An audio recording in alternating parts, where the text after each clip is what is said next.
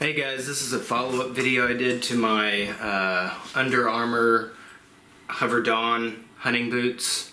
I got my uninsulated version in the mail, so I wanted to just kind of go over a few more things in this video, kind of reiterating and going over a little bit more information, product information on the boots, and compare a little bit more on the 400 gram insulated and the uninsulated.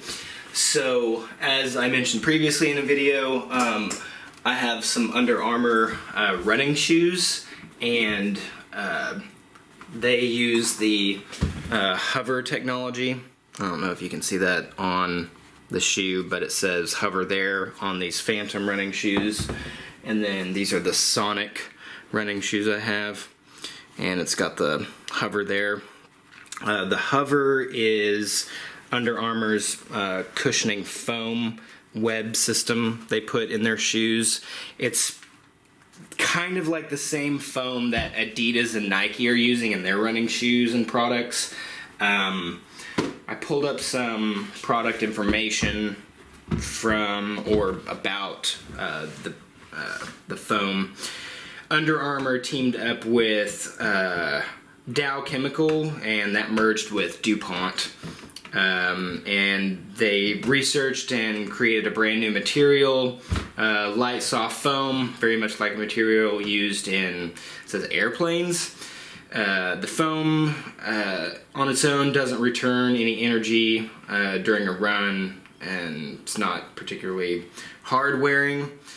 The next step was to wrap the foam in an energy web, which you can clearly see in the hunting boot right there. You can see the web wrapped around the foam there, and this is very squishy, which gives that energy return that they're talking about.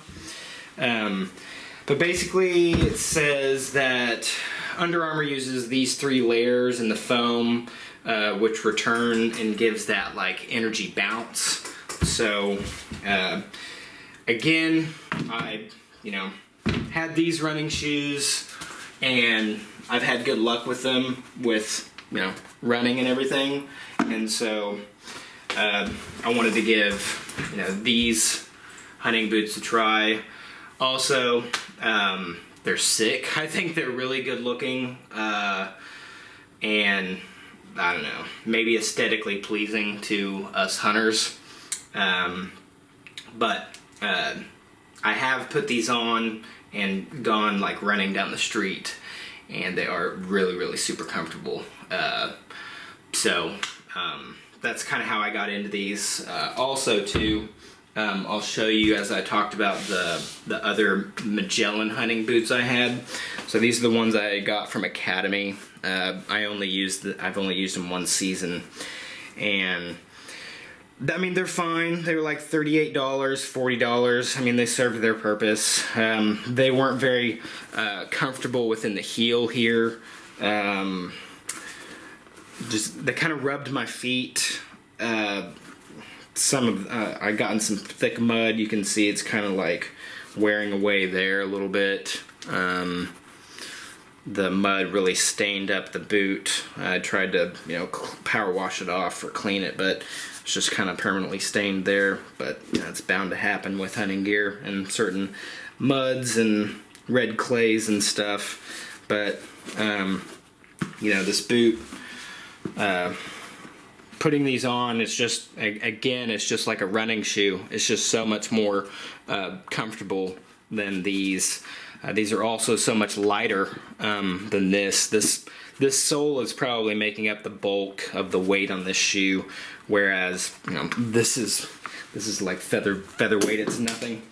So in comparison to the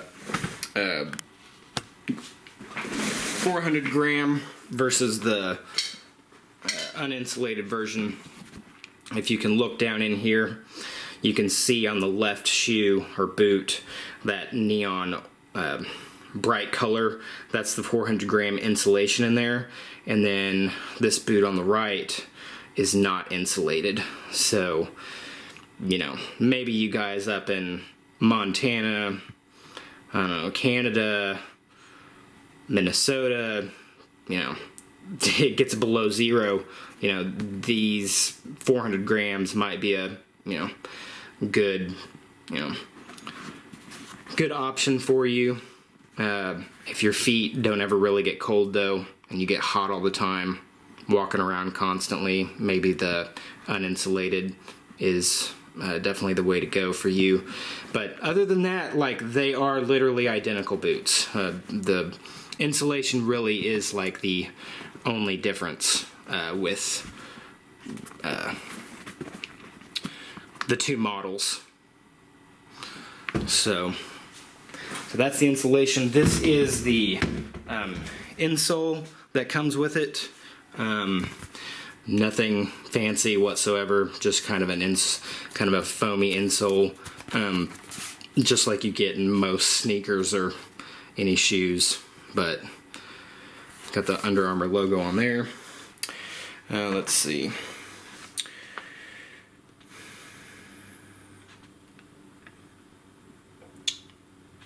So that pretty much covers the differences and everything. Again, the only thing I'm worried about with these is the tread wearing off, because it's not super reinforced or anything. It's just a rubber with these pieces not being very, very large. But let's take this over here and I'll show you the waterproof. I've rigged this up to the sink so we can do a waterproof test, so you can see how the water beads off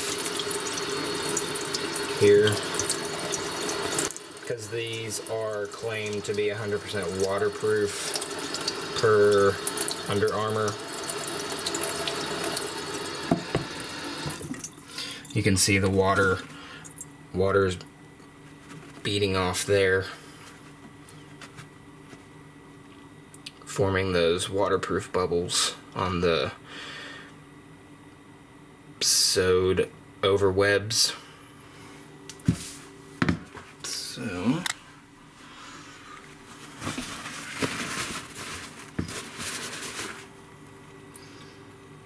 and that's just from water like sitting there on top. So got that wiped off, and then we'll get a new one. Let's see how.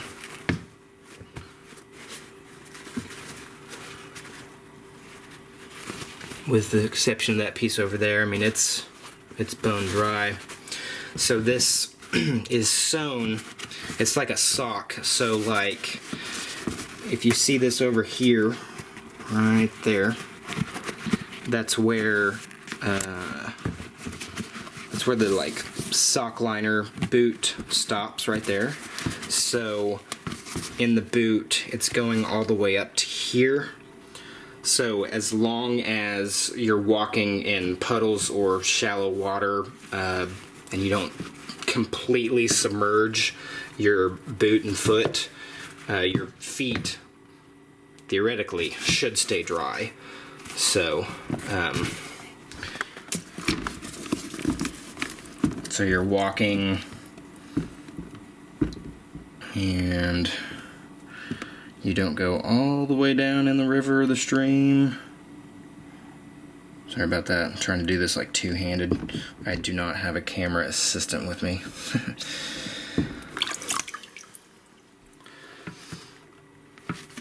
Again, water beads off. So that's good.